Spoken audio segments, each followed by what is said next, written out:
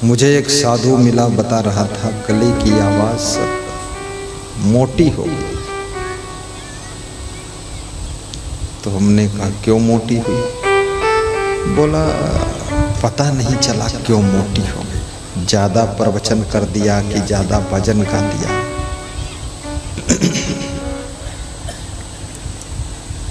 मैंने कहा क्या गर्म पानी पीते हो?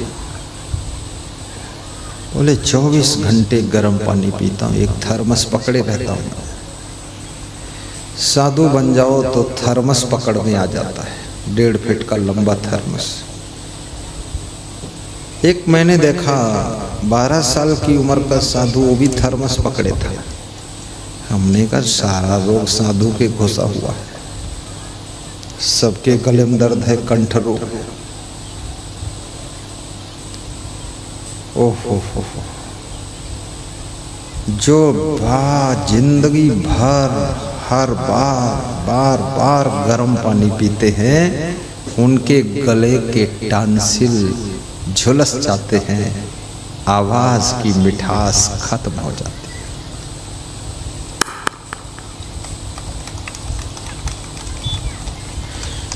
है। जो लोग फ्रिज का ठंडा पानी पीते हैं, उनके भी गले की आवाज खत्म हो जाती है।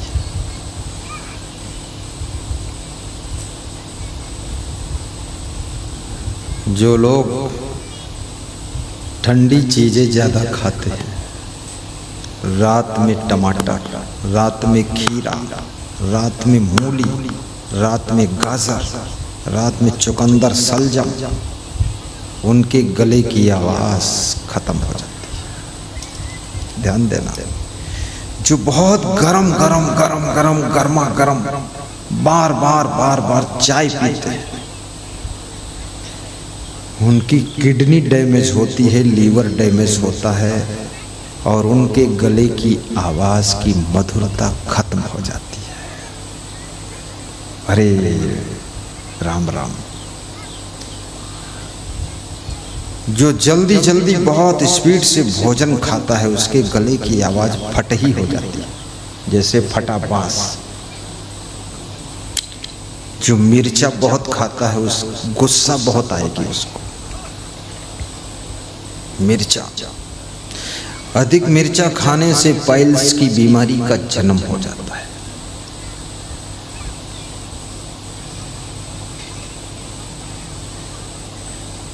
इसलिए व्यास गादी निवेदन करती है, कबीर साहब ने जो कहा है ना, अति का भला न बोलना, अति की भली न चूक, अति का भला न बरसना, अति की भली न धूप, अति का भला न खाना, अति की भली न भूख, अति का भला न सोना, अति दातारम,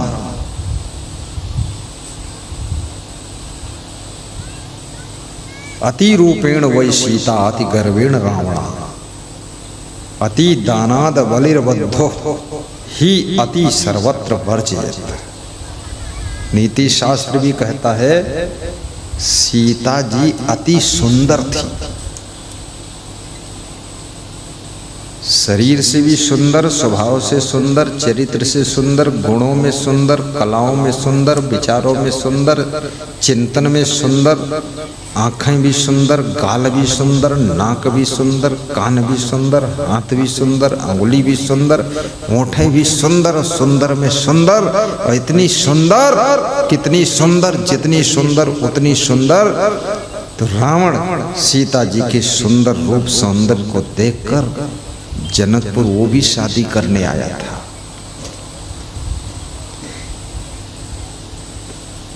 पर उससे धनुष टूटा नहीं, और राम भी अयोध्या से शादी करने आए थे। सीता जी केवल चेहरे से सुंदर नहीं थी, चरित्र से भी सुंदर थी। चेहरा तो बहुत प्लास्टिक की स्त्री का भी सुंदर होता है। जो प्लास्टिक के पुरुष होते हैं ना, कपड़े की दुकान पर खड़े दिखते हैं, बहुत सुंदर होते हैं, लेकिन वो सुंदरता किस काम की? वो प्लास्टिक की स्त्री न चाय बनाएगी और प्लास्टिक का पुरुष वो ट्रैक्टर भी नहीं चलाएगा। प्लास्टिक के खाली देख लो बस, ज़्यादा से ज़्यादा अकेले में उसको चाट लो जाकर। अरे शरीर की सुंदरता ऐसे है जैसे प्लास्टिक के स्त्री पुरुष की सुंदरता। असली सुंदरता तो स्वभाव की सुंदरता है, चरित्र की सुंदरता है असली सुंदरता। तो सीता जी का शरीर भी सुंदर था और स्वभाव भी सुंदर था। अज्ञानी मूर्ख मनुष्य वह सुंदरता में भी मोहित हो जाता है। ज्ञानी गुण, स्वभाव, चरित्र, विचार, कर्म, व्यवहार की सुंदरता में प्रसन्न होता है। अज्ञानी क्या बात पूछते साहब, वो तो केवल चेहरे की सुंदरता में ही मुग्ध हो जाता है। एक बात सुनो, फूल कितना सुंदर हो, कितना सुंदर हो, लेकिन भंवरा उसके पास नहीं जाएगा। जिस फूल में पराग होगा, रस होगा, जिस फूल में मादकता होगी, भंवरा उसमें जाकर बैठेगा। भंवरा फूल की वह सुंदरता में मोहित नहीं होता है, भंवरा देखता है रस किसमें है।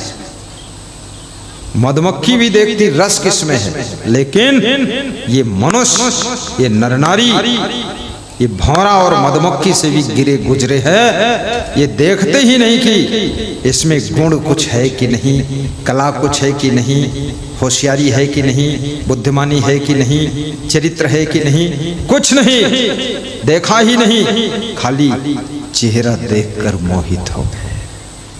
अरे मूर्ख, भंवरा से भी नीचे गिर गया मूर्ख, मधुमक्खी से भी नीचे गिर गया धूर्त। सोचिए,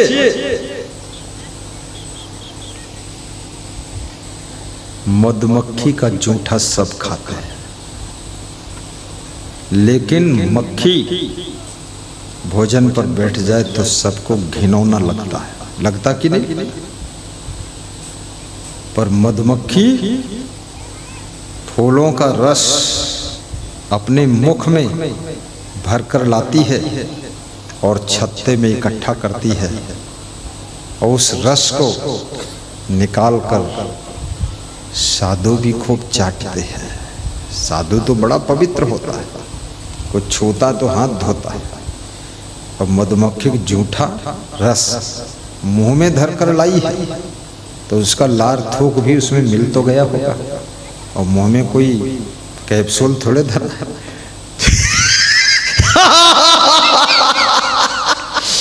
तो मधुमक्खी ने लार थूक मिला दिया, और जब तक मधुमक्खी का लार थूक उसमें मिलेगा नहीं तब तक वो फूल का रस शहद बनेगा भी। लार थूक मिक्स होगा तभी बनेगा, और मधुमक्खी का लार थूक और जूठा देवताओं को भी भोग लगता है। और तुम देवी देवता के लिए कुछ बना रहे हो और तुम्हारा बेटा अगर उसमें खा ले तो तुम डांटते हैं, पहले जूठा कर डाला, अभी भगवान का भोग नहीं लगा। लेकिन ये शहद, ये मधु, ये Honey, it is a Honey, ये कहाँ पवित्र है? मधुमक्खी का जूठा है, उसको सब खाते हैं। क्यों खाते हैं? गुरु का चरणामृत आप पीते हैं, लेकिन क्या सबका चरणामृत पिएंगे? नहीं, सबका थोड़े पी लेंगे। क्यों पीते हैं? क्योंकि गुरु में और संसारी जीव में वही अंतर है। क्या अंतर? जो मधुमक्खी और मक्खी में अंतर है। मक्खी और मधुमक्खी में क्या अंतर है? मधुमक्खी जब बैठेगी तो फूल पर बैठेगी, पवित्र जगह बैठेगी, वो मधुमक्खी है, फूल पर बैठती है। लेकिन मक्खी मैला पर भी बैठेगी, विष्ठा पर भी बैठेगी, गंदगी में बैठेगी, जहाँ नाक थोक पड़ा होगा वहाँ बैठेगी, और उसके बाद उड़कर आएगी तो तुम्हारे दाल भात पर बैठेगी। बहुत चंडाल है वो, उसको अकल नहीं, बुद्धि विवेक नहीं। अब वहाँ टांगे लथार के आई हो लेटरिन में, और फिर हमारे भात पे टांग रखती चलो हटो यहाँ से, हटती भी नहीं है। अगर तुम पंखा चला दोगे तो फर्श पर बैठ करके पाँव से चल कर आती है, ऐसे धीरे धीरे चुप चुप, फिर फट बैठ जाती है, बड़ी चालाक है। तो मक्खी जैसा उसका मन है, जिसका मन गंदगी में रमण करता है वो मक्खी है, और जिसका मन हमेशा पवित्रता में भ्रमण करता है वही भौरा है, और वही मधुमक्खी है।